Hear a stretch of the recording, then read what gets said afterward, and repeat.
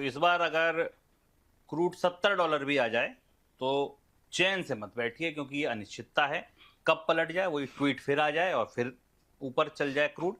तो अब इसी क्रूड के बेचैनी में आपको रास्ता बनाना है। हालांकि आज एक मैं आर्टिकल भी पढ़ रहा था कि best time to trade crude, कि भाई दोनों तरफ लेवल मिल रहे हैं, आराम से सपोर्ट रेजिस्टेंस लगाइए और क्रूड में ट्रेड करते जाइए। लेकिन ये आप उनसे पूछिए जिनके लिए क्रूड कमोडिटी ट्रेडिंग का टूल नहीं बल्कि उनकी फैक्ट्री की नस है, उनके लिए जो अर्थव्यवस्था की नस है, उनके लिए कितनी चुनौती वाला समय है। आगे बढ़िए।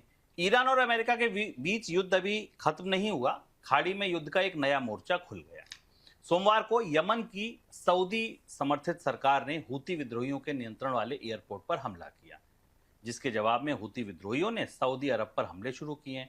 इन हमलों की वजह से लाल सागर में भी तनाव बढ़ सकता है।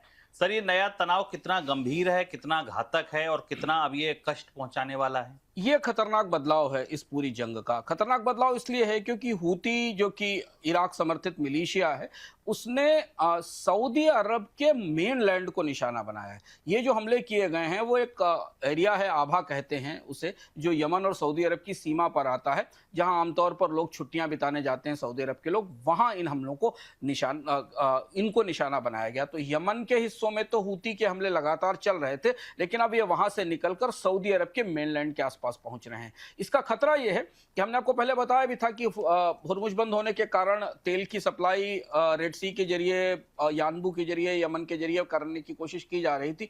अब वहां भी आग भड़क गई है और इसका असर भी आपको कच्चे तेल की कीमतों पर दिखाई देगा, क्योंकि सऊदी की तैयारी ये थी कि अगर हुर्मुज लंबे समय तक बंद रहती है तो वो अपनी कैपेसिटी बढ़ाकर जो अपनी पाइपलाइन है उससे सप्लाई वहां बढ़ाएगा और वहां से तेल की सप्लाई में को नॉर्मल करने की कोशिश की जाएगी। वो खतरा भी अब वहां पर भी बड़ा खतरा बनता दिखाई दे रहा है। कच्चे तेल और अमेरिकी डॉलर में आई तेजी और शेयर बाजार की गिरावट की वजह से करेंसी में फिर से दबाव लौटा है। भारतीय करेंसी रुपया मंगलवार को 96 के नीचे फिसल गया। रुपए की इस गिरावट से सरकार और रिजर्व बैंक के लिए चुनौती और बढ़ गई। पिछले महीने रुपए को सहारा देने के लिए सरकार और रिजर्व बैंक ने कई कदम उठाए, लेकिन उन कदमों के बाद भी रुपए पर दबाव बनाया हुआ है। सर, तो क्या माना जाए कि रुपए को साधने के लिए जो कुछ भी किया गया था, तमाम प्रयास, वो काम नहीं आए? और बड़ी बात है कि काम क्यों नहीं आए सर? दो आंकड़े पकड़िए जरूरी, रुपए पर हम लगातार चर्चा करते रहे। पहली चीज समझना जरूरी है कि जो आंकड़ा ताजा आया वो आंकड़ा था आरबीआई की फॉरवर्ड पोजीशन का। 96 बिलियन की फॉरवर्ड पोजीशन आरबीआई की अप्रैल में थी और अब $110 बिलियन पर पहुंच गई। यानी आरबीआई जितना रुपए को बचाने की कोशिश कर रहा है फॉरवर्ड में, उतनी ही बड़ी पोजीशंस खड़ी हो रही हैं। और जब भी केंद्रीय बैंक की फॉरवर्ड पोजीशन इतनी बड़ी होती है, बाजार एक्सपेक्ट करता है कि रुपया वहां तक, करेंसी वहां तक टूटेगी। तो जो 96 से 98 का रेंज जिस पर हम लगातार बात कर रहे थे, उसका असर इस पर दिखाई दिया। दूसरी बड़ी बात यह कि भारत का विदेशी मुद्रा भंडार जो मार्च में लगभग $728 बिलियन के आसपास था, अब $681 बिलियन के आसपास खड़ा है। ये क्यों कम हुआ?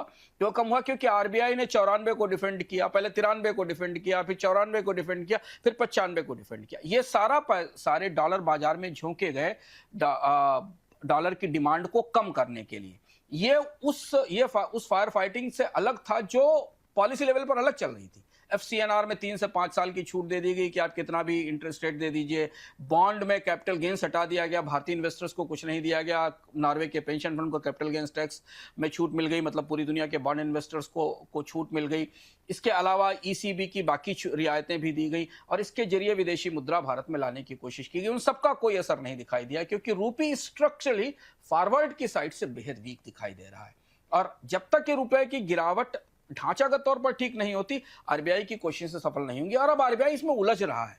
दरअसल इसमें ये एक तरीके से हर नया कदम रुपए की गिरावट को बढ़ा रहा है, उसे मजबूत नहीं कर रहा। और इसीलिए आज जैसे ही 1-2 सेंटीमेंट खराब हुए, कच्चे तेल की कीमत 80 के ऊपर गई, वैसे ही बाजार में फिर वही दिन लौट आए और 96-33, 96-30 के आसपास डॉलर की कीमत हो गई रुपए में। सर, आगे का आउटलुक कैसा दिख रहा है?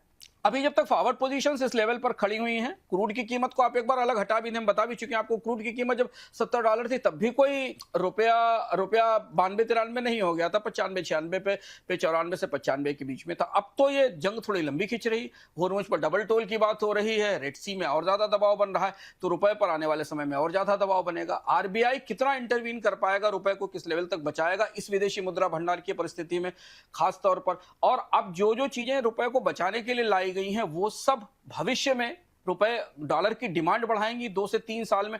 तो वो जो 2 से 3 साल का आउटलुक है वो आउटलुक प्रभावित करेगा। और देखिए रुपए में अगर गिरावट नहीं थमी, इसे लंबे समय के लिए स्टेबल नहीं किया गया, तो बॉन्ड में भी इन्वेस्टमेंट आता नहीं दिखेगा, क्योंकि बॉन्ड इन्वेस्टर से देखेंगे कि रुपए के डिवेल्युएशन से उनके रिटर्न्स कितनी तेजी से कम होते दिखाई दे रहे हैं, जो हम आपको गणित बता चुके हैं कि भारत में 7% का रिटर्न है और रुपया 4 से 4.5%, डॉलर 4 से 4.5% तक करेक्ट हो चुका है। तो इसलिए रुपए की गिरावट अब ज्यादा बड़ी पेचीदगी की स्थिति बनती दिखाई दे रही। और चूंकि सरकार पॉलिसी लेवल पर भी और आरबीआई अपनी तरफ से भी पैसा डालकर, डॉलर डालकर अपने सारे उपाय कर चुका है, तो रुपए की ढलान पर अपनी निगाह रखिए, आने वाले दिनों में बार बार परेशान करेगी।